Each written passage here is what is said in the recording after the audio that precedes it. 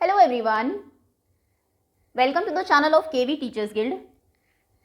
So बच्चों, आज इस वीडियो में हम क्लास 8 हिस्ट्री का सेकेंड चैप्टर स्टार्ट करेंगे which is from trade to territory. British की ईस्ट इंडिया कंपनी जो कि इंडिया में ट्रेडिंग के लिए आई थी, प्रॉफिट अर्न करने के लिए कैसे उसने यहाँ पर पावर को स्टैब्लिश किया, ये इस चैप्टर में हम समझेंगे. तो चलिए स्टार्ट करते हैं. Aurangzeb was the last of the powerful Mughal rulers. अगर हम मुगल डायनेस्टी को देखें, बाबर ने इसको स्टैब्लिश किया 1526 में. उसके बाद आते हैं Humayun, Akbar, Jahangir, Shahjahan and Aurangzeb. Almost 50 years तक औरंगजेब ने रूल किया 1658 टू 1707. औरंगजेब के बाद के जो मुगल रूलर्स थे वो उतने एफिशिएंट नहीं थे, तो ये वो टाइम पीरियड था 1526 टू 1707 जब मुगल एम्पायर बहुत स्ट्रांग हुआ करता था. इसके बाद वो धीरे धीरे वीक होता चला जाएगा. He established control over a very large part of the territory that is now known as India. तो यानी कि ऑलमोस्ट पूरे इंडिया पर औरंगजेब ने कंट्रोल स्टैब्लिश कर लिया था. आफ्टर हिज डेथ इन 1707 में, औरंगजेब की डेथ के बाद मैनी मुगल गवर्नर्स, सूबेदार जिनको कहा जाता था, and big zamindar began asserting their authority and establishing regional kingdoms. So बहुत सारे जो मुगल गवर्नर्स थे उन्होंने अपने आप को इंडिपेंडेंट बना लिया. मुगल एम्पायर से वो कट हो गए और अपना एक खुद का एम्पायर स्टैब्लिश किया, जैसे कि Hyderabad, Awadh and Bengal. As powerful regional kingdoms emerge in various parts of India. India के डिफरेंट पार्ट्स में बहुत सारे रीजनल किंगडम्स इमर्ज हो रहे थे उस टाइम पर. Delhi could no longer function as an effective centre. तो दिल्ली अभी उतना इफेक्टिव नहीं रहा था. By the second half of the 18th century के सेकेंड हाफ में, यानी कि 1750 के बाद में, however a new power was emerging on the political horizon, the British. 1707 में हमने देखा औरंगजेब की डेथ होती है. उसके बाद बहुत सारे नए रीजनल किंगडम्स इमर्ज होते हैं. 1750 के बाद 1757 में आप जानते हैं बैटल ऑफ प्लासी हो गया था. उसके बाद फाइनली ब्रिटिशर्स ने जो पॉलिटिकल पावर है उसको गेन करना शुरू कर दिया. Do you know that the British originally came as a small trading company. क्या आप जानते हैं ब्रिटिशर्स स्टार्टिंग में एक छोटी सी ट्रेडिंग कंपनी के रूप में आए थे व्यापार करने के लिए, and were reluctant to acquire territories. और वो बिल्कुल भी टेरिटरीज को एक्वायर नहीं करना चाह रहे थे. How then did they come to be masters of a vast empire. तो फिर इतने वास्ट एम्पायर के मास्टर्स वो कैसे बन गए. In this chapter you will see how this came out. Chapter में हम लोग देखेंगे कि ये सब कैसे हुआ. यहाँ इस पिक्चर में आपको दिखाया गया है Bahadur Shah Zafar and his sons being arrested by Captain Hudson. ये बहादुर शाह जफर है, last ruler of Mughal empire. उनको और उनके बेटों को अरेस्ट किया था ब्रिटिशर्स ने. रीजन क्या था. After Aurangzeb there was no powerful Mughal ruler. ये तो हम जानते हैं औरंगजेब के बाद कोई भी पावरफुल मुगल रूलर नहीं था, but Mughal emperors continue to be symbolically important. लेकिन एक सिंबल के तौर पे अभी भी वो इंपॉर्टेंट थे. In fact when a massive rebellion against British rule broke out in 1857 में, जो रिवोल्ट हुआ, इसको first war of Indian independence भी बोला जाता है, उस टाइम पर Bahadur Shah Zafar the Mughal emperor at the time was seen as the natural leader. तो रिबेलियंस को एक लीडर चाहिए था. अब लीडर किसको बनाए, तो उन्होंने सोचा बहादुर शाह जफर को बना देते हैं. एक रॉयल ब्लड भी है और मुगल एम्पायर का जो इम्पैक्ट था वो अभी भी लोगों के माइंड पर था. 200 सालों तक उन्होंने रूल किया इतने बड़े किंगडम पर. सो उन्होंने इनको अपना लीडर घोषित कर दिया. Once the revolt was put out by the company. जब कंपनी ने रिवोल्ट को पुट आउट किया तो फिर उन्होंने बहादुर शाह जफर को फोर्स किया टू लीव द किंगडम छोड़ के जाने के लिए. And his sons were shot in cold blood. और उनके जो बेटे थे उनको शूट कर दिया गया. Next is east India company comes east. East India company का ईस्ट में आना. In 1600, the East India Company acquired a charter from the ruler of England, Queen Elizabeth I. 1600 में ईस्ट इंडिया कंपनी ने charter acquire किया उस time की ruler queen Elizabeth I से, granting it the sole right to trade with the East. जहाँ पर इनको ये सोल राइट दिया गया, यानी कि ये अधिकार सिर्फ ईस्ट इंडिया कंपनी के पास ही था कि वो ईस्ट के साथ ट्रेड कर सकती है. अभी देखिए ये ब्रिटिश आइलैंड है. ईस्ट किस तरफ होगा, ईस्ट हमेशा राइट हैंड साइड में होता है. तो यानी कि इस तरफ ये जितने भी कंट्रीज हैं इनमें से किसी के साथ भी वो ट्रेड कर सकती थी, व्यापार कर सकती थी. ये उनका सोल राइट था. This mean that no other trading group in England could compete with the East India Company. यानी कि कोई दूसरा इंग्लैंड का ग्रुप, इंग्लैंड की कोई दूसरी कंपनी इनके साथ कम्पीट नहीं कर सकती थी. ईस्ट इंडिया कंपनी अकेली ही थी इस कॉम्पिटिशन में. With this charter the company could venture across the oceans. इस चार्टर के साथ वो ओशंस में वेंचर कर सकती थी, looking for new lands from which it could buy goods at cheap price. उन लैंड्स को देखती थी, ढूंढती थी जहाँ से इसको चीज़ें चीप प्राइस पर मिल जाए, सस्ते में मिल जाए. ये इनका ट्रेड रूट था अफ्रीका के southernmost point Cape of Good Hope से होकर।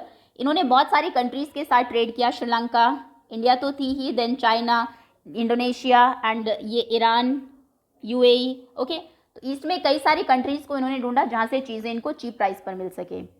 वो उन चीज़ों को खरीदती थी and carry them back to Europe to sell at higher prices, और फिर यूरोप वापस लेकर जाती थी जहाँ पर उनको हाई प्राइस में बेचती थी। This company did not have to fair competition from other English trading companies. ये तो हमने देखा है कि ये इनका सोल राइट था, तो किसी दूसरी कंपनी के कंपटीशन का भी डर इन्हें नहीं था। Mercantile trading companies in those days made profit primarily bye excluding competition. Mercantile हम उनको बोलते हैं जो कंपनीज चीज़ों को प्रोड्यूस नहीं करती, सस्ते में खरीदती है और महंगे में बेचती है।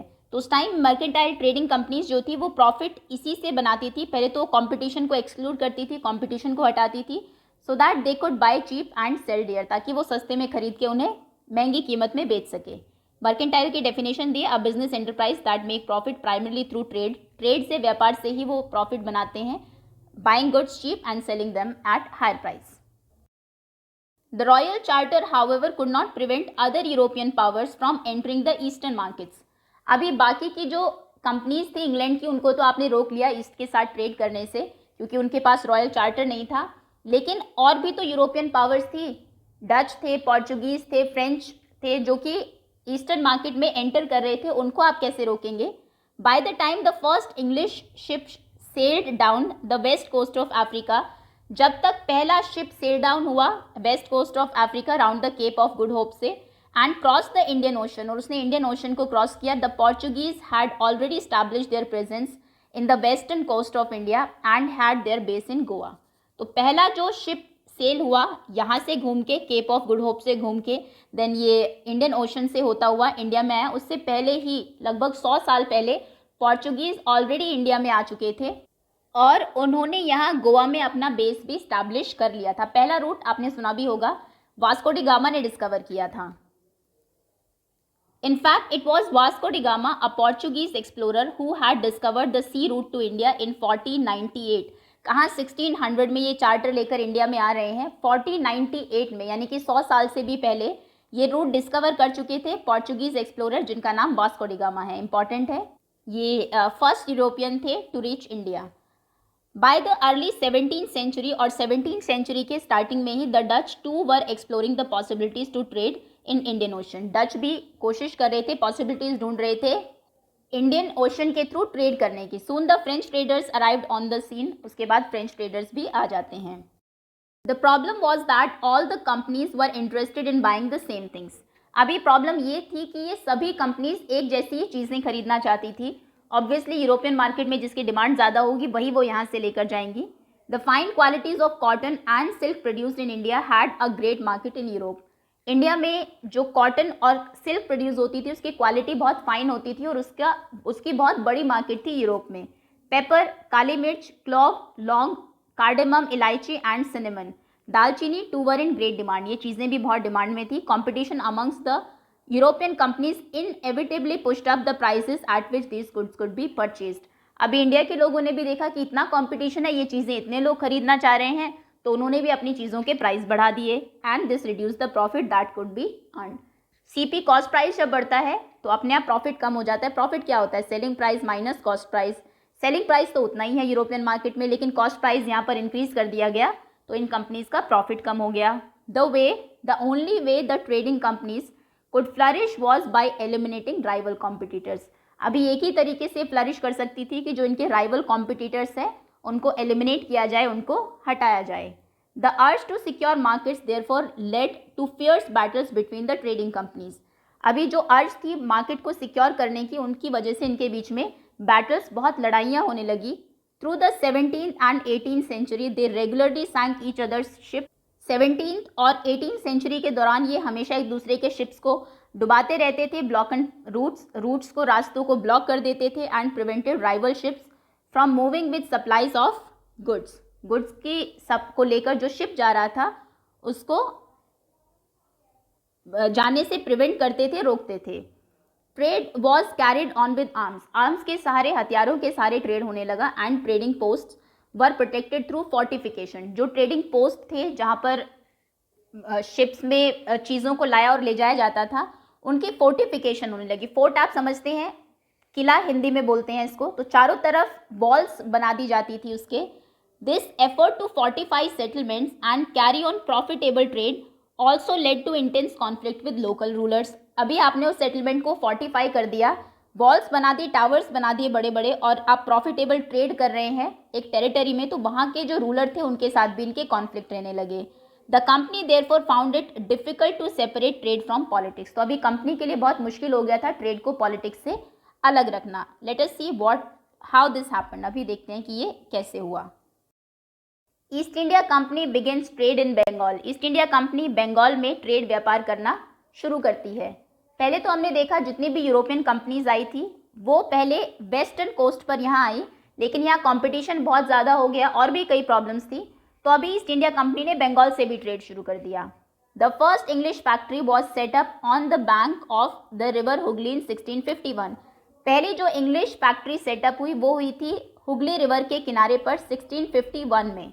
This was the base from which the company's traders known at that time as factors operated. उस टाइम पर इंग्लिश जो ट्रेडर्स थे, कंपनी के जो ट्रेडर्स थे, उनको फैक्टर्स कहा जाता था, और फैक्ट्री उनका बेस था जहाँ से वो ऑपरेट करते थे। The factory had a warehouse, उसमें वेयर हाउस भी था जहाँ पर गुड्स को स्टोर करके रखा जाता था एक्सपोर्ट करने के लिए। And it had offices where company's officials sat, offices भी थे उनके जहाँ पर उनके ऑफिशियल्स बैठा करते थे। एज ट्रेड एक्सपैंडेड, जैसे जैसे ट्रेड बढ़ता गया, व्यापार बढ़ता गया, the company persuaded merchants and traders to come and settle near the factory. उन्होंने अपने मर्चेंट्स और ट्रेडर्स को बोला कि आप भी यहाँ फैक्ट्री के आसपास ही आकर सेटल डाउन हो जाइए। By 1696 it began building a fort around the settlement. अभी फैक्ट्री है, वेयर हाउसेज है, ऑफिशियल्स हैं, मर्चेंट्स भी वहीं आकर रहने लगे हैं, तो ये पूरा एक सेटलमेंट जैसे हो गया। उसने जो कंपनी है उसने 1696 में इसके चारों तरफ एक फोर्ट बनाना शुरू किया, किला बनाना शुरू किया। 2 years लेटर, 2 साल के बाद, it bribe Mughal officials into giving the company zamindari right over 3 villages. इसने ब्राइब किया, रिश्वत दी मुगल ऑफिशियल्स को और कहा कि उसे जमींदारी राइट दे दिए जाए 3 गाँवों के। One of these was Kalikata, इनमें से कैलिकाटा भी था, which later grew into the city of Calcutta, जो कि बाद में कैलकटा शहर में कन्वर्ट हुआ और अभी कोलकाता के नाम से हम उसे जानते हैं। It also persuaded the Mughal Emperor Aurangzeb to issue a Farman granting the company the right to trade duty free। उन्होंने औरंगजेब, जो उस टाइम पर मुगल एम्परर थे, 1707 तक ये रहे हैं, सो हम बात कर रहे हैं 1696 की, तो उन्होंने मुगल एम्परर औरंगजेब को भी परसुएड किया, इस बात के लिए मनाया कि उनको एक फरमान जारी कर दिया जाए जहाँ पर कंपनी को ये राइट दे दिया जाए, अधिकार दे दिया जाए कि वो ड्यूटी फ्री ट्रेड कर सकती है। अभी व्यापार जो वो कर रही है उसके ऊपर कोई ड्यूटी नहीं लगेगी। फरमान हम बोलते हैं अ रॉयल एडिक्ट और royal order. The company tried continuously to press for more concessions. Company हमेशा कोशिश करती रहती थी कि और कंसेशन उनको मिल जाए, एंड मैनिपुलेट एग्जिस्टिंग प्रिविलेजेस, और जो प्रिविलेजेस उनको मिली थी उनको भी वो मैनिपुलेट करके ज़्यादा फायदा उठाती थी। औरंगजेब्स फरमान, फॉर इंस्टेंस, जैसे कि हम औरंगजेब के फरमान को ही ले लें, had granted only the company the right to trade duty free। उन्होंने सिर्फ कंपनी को ये अधिकार दिया था कि आप ड्यूटी फ्री ट्रेड कर सकते हो, but officials of the company, लेकिन कंपनी के जो ऑफिशियल्स थे, who were carrying on private trade, जो कि प्राइवेटली अपना अलग से ही ट्रेड कर रहे थे on the side, were expected to pay duty, उनको ड्यूटी पे करनी होती थी। दिस दे रिफ्यूज्ड टू पे, उन्होंने उसको भी देने से मना कर दिया बाद में, causing an enormous loss of revenue for Bengal. तो बंगाल को इससे बहुत रेवेन्यू में लॉस हो रहा था। How could the nawab of Bengal, उस टाइम पर बंगाल के नवाब थे मुर्शीद कुली खान, वो कैसे प्रोटेस्ट ना करते, इस बात का विरोध ना करते। ये एक पिक्चर आपको गिवन है जिसको पेंट किया था 1867 में विलियम सिम्पसन ने, जिसमें कि दिखाया गया है कि मद्रास में शिप से गुड्स को लेकर आ रही है local boats. Now how trade led to battles. Trade की वजह से बैटल्स कैसे होने लगी, व्यापार कैसे कारण बने लड़ाइयों का। Through the early 18th century the conflict between the company and the nawabs of Bengal intensified. ये तो हमने पहले ही देखा, बंगाल के नवाब में और कंपनी में कॉन्फ्लिक्ट्स थे जो कि 18th century के स्टार्टिंग में और इंटेंसिफाई हो गए और गहरे हो गए। After the death of Aurangzeb, Aurangzeb की डेथ भी अर्ली 18th century में ही हो गई थी 1707 में। तो औरंगजेब की डेथ के बाद the Bengal nawabs asserted their powers and autonomy, उन्होंने अपनी पावर को असर्ट किया और अपने आप को ऑटोनोमस इंडिपेंडेंट घोषित कर दिया कि हम अभी मुगल एम्पायर से अलग है। As other regional powers were doing at that time. बाकी जो रीजनल पावर्स थी वो भी यही कर रही थी उस टाइम पर, क्योंकि सबको पता था मुगल एम्पायर अभी वीक हो गया है। Murshid Quli Khan was followed by Alivardi Khan and then Sirajuddaula as the nawabs of Bengal. ये बंगाल के नवाब के नाम आपको गिवन है। पहले मुर्शिद कुली खान थे, उसके बाद आए Alivardi Khan and then Sirajuddaula. Each one of them was a strong ruler. ये सभी स्ट्रॉन्ग रूलर्स थे। They refuse to grant the company concession. इन्होंने बिल्कुल मना कर दिया कि कोई भी कंसेशन हम अभी कंपनी को नहीं देंगे। Demanded large tributes for the company's right to trade. अगर आपको यहाँ पर ट्रेड का राइट चाहिए, अधिकार चाहिए, तो आपको हमें ट्रिब्यूट्स देने होंगे। Denied it any right to mint coins. अच्छा, कंपनी उस टाइम पर कॉइन्स भी अपने मिंट करना चाह रही थी, उसको भी इन्होंने डिनाई कर दिया। And stop it from extending it fortification. और फोर्टिफिकेशन तो उन्होंने पहले ही कर ली थी, किला बना लिया था जहाँ पर वो ट्रेड कर रहे थे, लेकिन उसको एक्सटेंड अभी करना चाह रहे थे कि ट्रेड बढ़ गया था, तो उसके लिए भी मना कर दिया गया। Accusing the company of deceit. उन्होंने कंपनी को एक्यूज किया, उन पर आरोप लगाया डिसीटफुल एक्टिविटीज़ का, धोखे का। They claim that the company was depriving the Bengal government of huge amount of revenue. कि जो कंपनी है वो बंगाल गवर्नमेंट को ह्यूज अमाउंट ऑफ रेवेन्यू से डिप्राइव कर रही है, उनको नहीं दे रही है। And undermining the authority of the nawab. और नवाब की जो अथॉरिटी है, जो पावर है, उसको अंडरमाइन कर रही है, कमज़ोर कर रही है। इट वॉज रिफ्यूजिंग टू पे टैक्सेस। एक तो वो टैक्स देने से मना करती है, राइटिंग डिसरिस्पेक्टफुल लेटर्स लिखती है कंपनी जो है, trying to humiliate the nawab and his officials. Nawab को और उसके ऑफिशियल्स को ह्यूमिलेट करती है। The company on its part declared that the unjust demands of local officials were ruining the trade of the company. वहीं दूसरी तरफ कंपनी का ये कहना था कि जो लोकल ऑफिशियल्स हैं नवाब के, उनकी डिमांड बहुत अनजस्ट है, बिल्कुल भी फेयर नहीं है, और उसकी वजह से कंपनी का ट्रेड खराब हो रहा है। And trade could flourish only if the duties were removed. और ट्रेड तभी फ्लरिश कर सकेगा जब ड्यूटीज़ को रिमूव कर दिया जाएगा। It also convince that to expand trade it had to enlarge its settlements, buy up villages and rebuild its forts. So एक और चीज़ के लिए कन्विंस कर रही थी नवाब्स को कि हम अपना ट्रेड तभी एक्सपैंड कर सकते हैं अगर सेटलमेंट्स को एनलार्ज करेंगे, बढ़ाएंगे, विलेजेस को खरीदेंगे और अपने फोर्ट्स को फिर से बिल्ड करेंगे। This conflict led to confrontations. इन कॉन्फ्लिक्ट की वजह से फिर कन्फ्रंटेशन हुआ, टकराव हुआ, आमना सामना हुआ। And finally culminated in the famous battle of Plassey. और फाइनली इसका रिजल्ट क्या निकला? Battle of Plassey, the famous battle of Plassey. When Alivardi Khan died in 1756, Sirajuddaula became the nawab of Bengal. 1756 में अलीवर्दी खान की डेथ हो जाती है, उसके बाद सिराजुद्दौला बंगाल के नवाब बनते हैं। The company was worried about his powers. ये तो हमने देखा कि तीनों ही जो नवाब्स थे बंगाल के, वो बहुत पावरफुल थे, तो कंपनी उनसे डरी हुई थी, चिंता में थी उसकी पावर की वजह से। And keen on a puppet ruler. वो चाह रही थी कि कोई पपेट, कोई कठपुतली जैसा एक रूलर बैठा दिया जाए, who would willingly give trade concessions, जो कि अपनी तरफ से ही इनको ट्रेड में कंसेशन दे दे और भी प्रिविलेजेस इनको मिल जाए। So it tried. तो कंपनी ने कोशिश की, थ्रू दो विदाउट सक्सेस, हालांकि उसमें ये सक्सेसफुल नहीं रहे। कोशिश की इन्होंने to help one of Sirajuddaula's rival become the nawab. Sirajuddaula के एक राइवल थे उस टाइम पर, उनको नवाब बनाने के लिए इन्होंने ट्राई किया।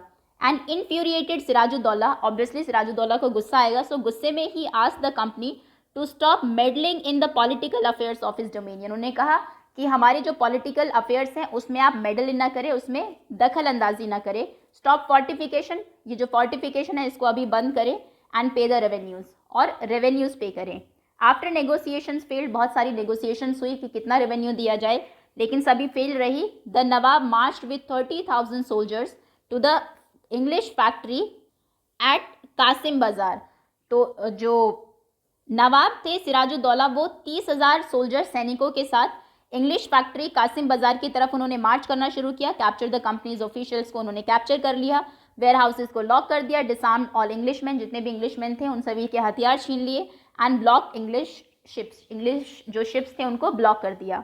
Then he march to Calcutta to establish control over the company's fort there. फिर वो कैलकटा की तरफ मार्च करने लगा ताकि वहाँ पर जो कंपनी के फोर्ट हैं उन पर भी अपना कंट्रोल स्टैब्लिश कर सके।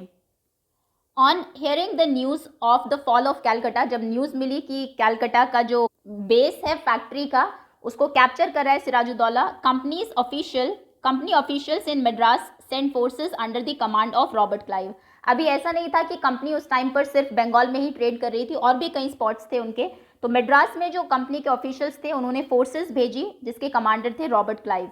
reinforced बाय नेवल फ्लीट, और नेवी से भी इनको सपोर्ट मिल रही थी. Prolonged negotiations with nawab followed, बहुत लंबी नेगोशिएशंस चली नवाब सिराजुद्दौला के साथ. Finally in 1757 Robert Clive led the company's army against Sirajuddaula at Plassey, और फाइनली 1757 में दोनों जो फोर्सेस थी उनके बीच में बैटल शुरू हुई, जिसको हम बैटल ऑफ प्लासी के नाम से जानते हैं.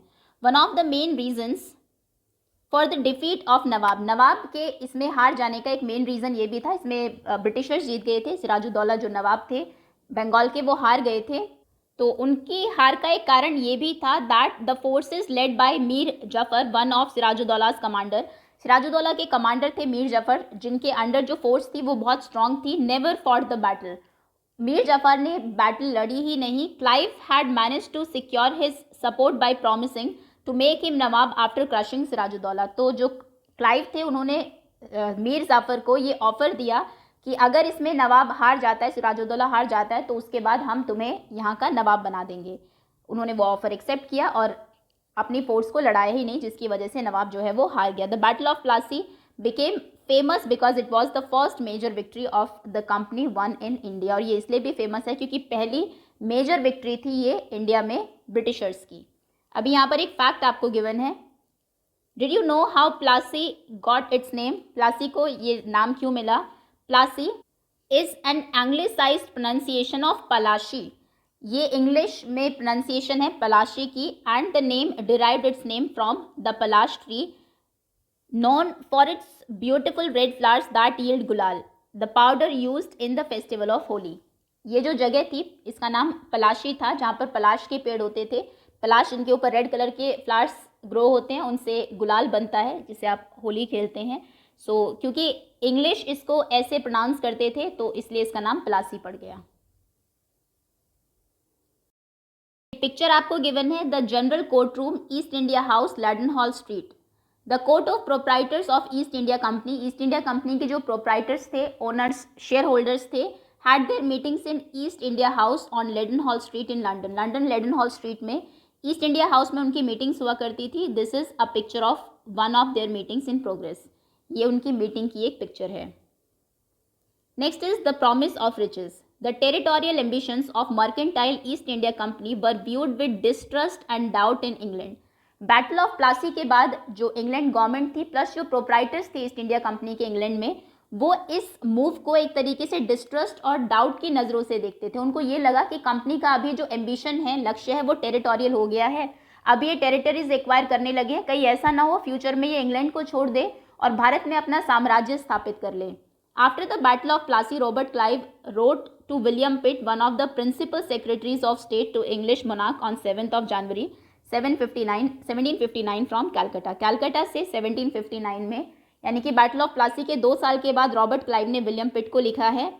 But so large a sovereignty may possibly be an object too extensive for a mercantile company.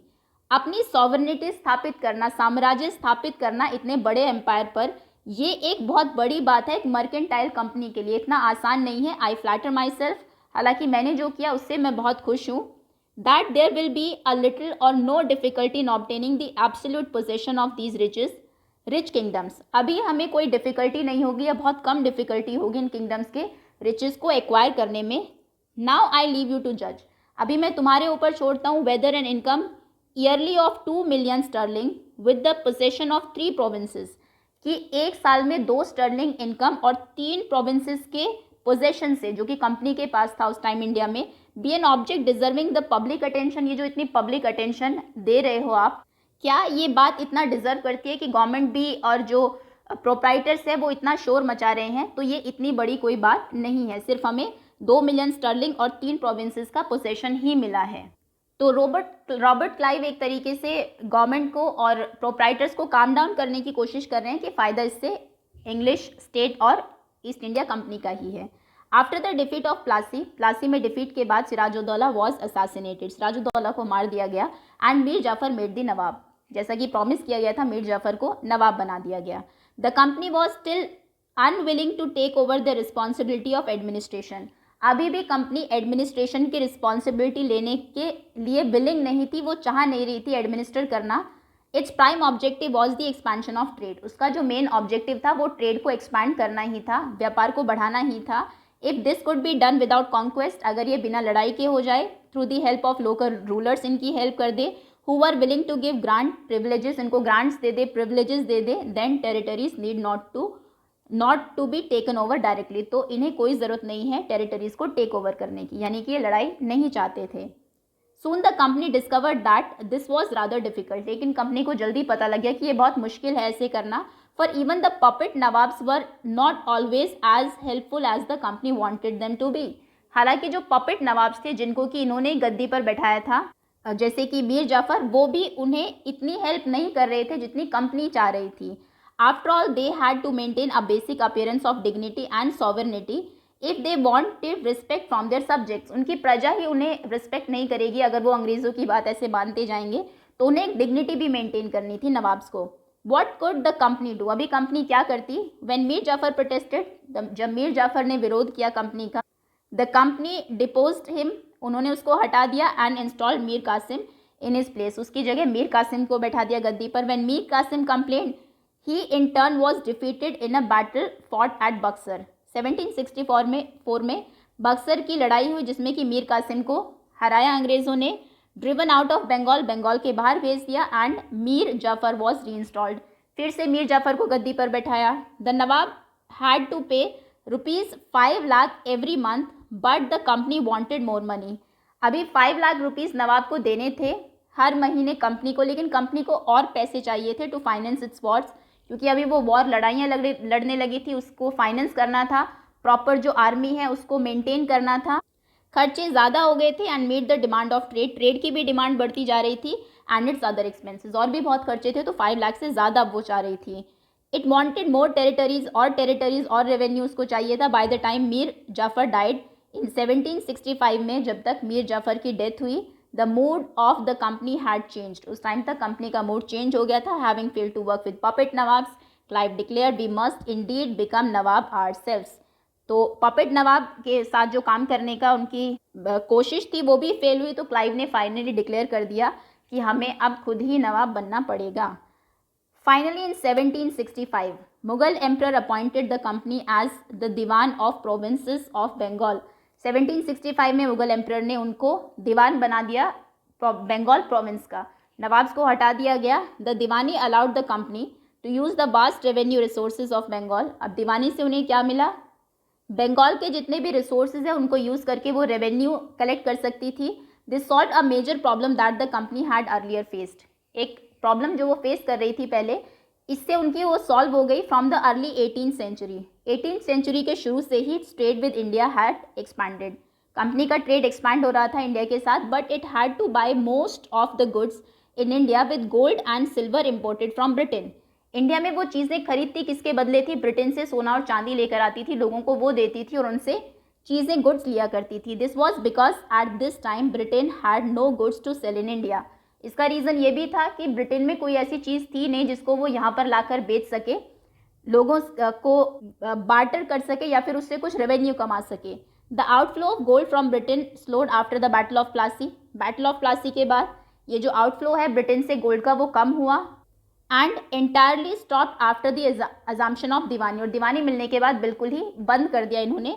Now revenues from India could finance companies expenses, अभी इंडिया से इनको इतना रेवेन्यू हो जाता था कि ये कंपनी के जो भी खर्चे हैं उसको फाइनेंस कर सकते थे। These revenues could be use to purchase cotton and silk textile in India, जो यहाँ से उनको रेवेन्यू होता था, प्रॉफिट होता था, क्योंकि टेरिटरीज उनके अंडर आ गई थी, तो उससे वो यहाँ पर कॉटन और सिल्क भी खरीद सकते थे।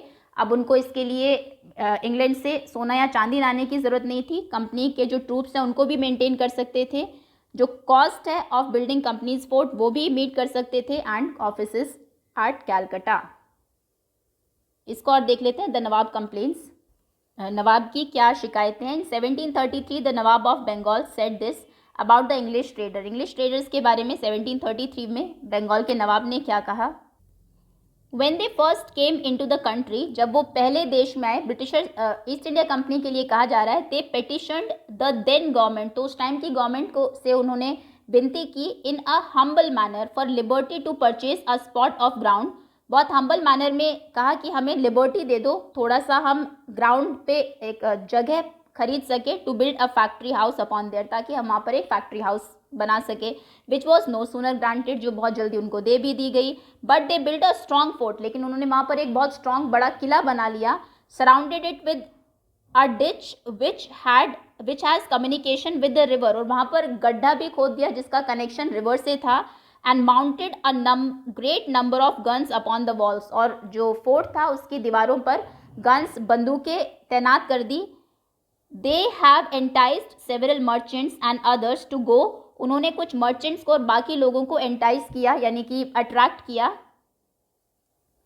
To go and take protection under them, कि जाओ और हम तुम्हें प्रोटेक्ट करेंगे। जैसा कि हमने देखा भी था, मर्चेंट्स को उन्होंने बुलाया और कहा कि फैक्ट्री के आसपास ही रहने लगो। And they collect a revenue which amount rupees 1 lakh तक रेवेन्यू वो कलेक्ट कर रहे थे। दे रॉबरी भी करते थे एंड प्लंडर भी करते थे, and carry great numbers of king subjects, king के जो सब्जेक्ट्स थे, प्रजा थे, उनमें से बहुत सारे लोगों को ऑफ बोथ सेक्सेस, दोनों मेल और फीमेल को लेकर जाते थे into slavery into their own country, अपनी कंट्री में ले जाकर उन्हें स्लेव्स बनाते थे। Company officials become nawabs. What did it mean to be nawabs? Nawab बनने का क्या मतलब है? It mean of course that the company acquired more powers and authorities, का मतलब कि कंपनी के पास अभी ज़्यादा पावर है, अथॉरिटी है, ताकत है। But it also mean something else, लेकिन इसका एक और मतलब था, each company servant begin to have vision of living like nawabs. Company के जितने भी सर्वेंट्स थे वो सभी नवाब की तरह जीने का एक तरीके से विजन रखने लगे थे, ख्वाब देखने लगे थे।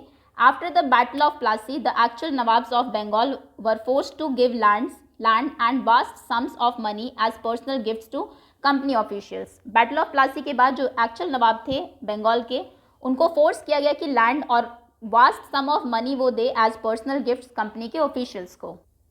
Robert Clive himself amassed a fortune in India. Robert Clive ने खुद भी बहुत फॉर्चून इकट्ठा करके रखा हुआ था इंडिया में। He had come to Madras, अभी जिसका नाम चेन्नई हो गया है, फ्रॉम इंग्लैंड इन 1743 में वो मद्रास आया था इंग्लैंड से, एट द एज ऑफ 18 की एज में। When in 1767 he left India, 1767 में जब वो इंडिया से गया, बीच में उसने 1757 में बैटल ऑफ प्लासी भी लड़ी, उसके 10 साल के बाद वो वापस जाता है।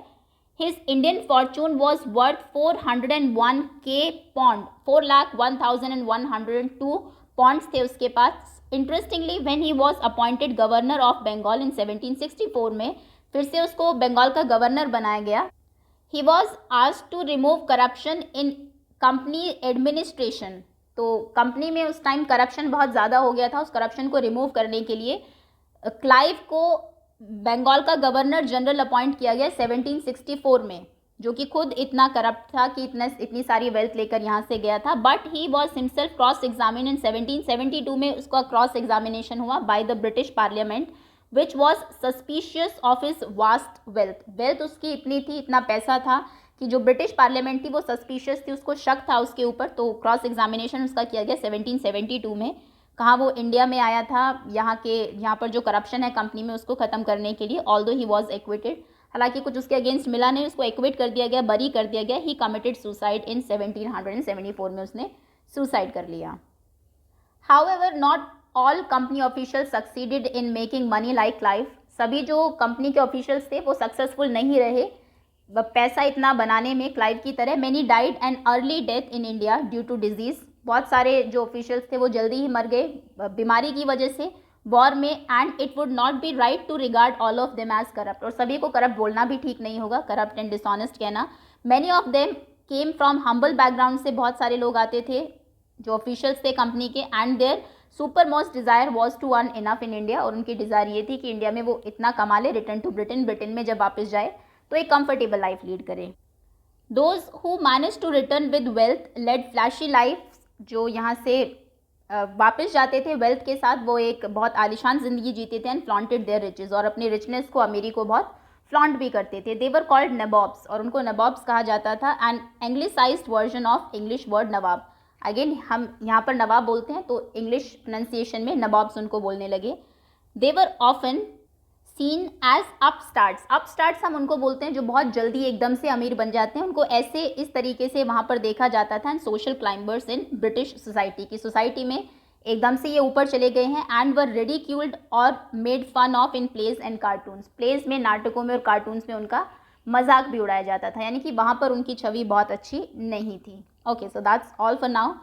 अभी कंपनी रूल एक्सपैंड्स, काफ़ी बड़ा चैप्टर बचा है, इसको हम लोग पार्ट 2 में कवर करेंगे। That's all for now. Hopefully यहाँ तक चैप्टर आप सभी को क्लियर हो। Okay, thank you so much for watching.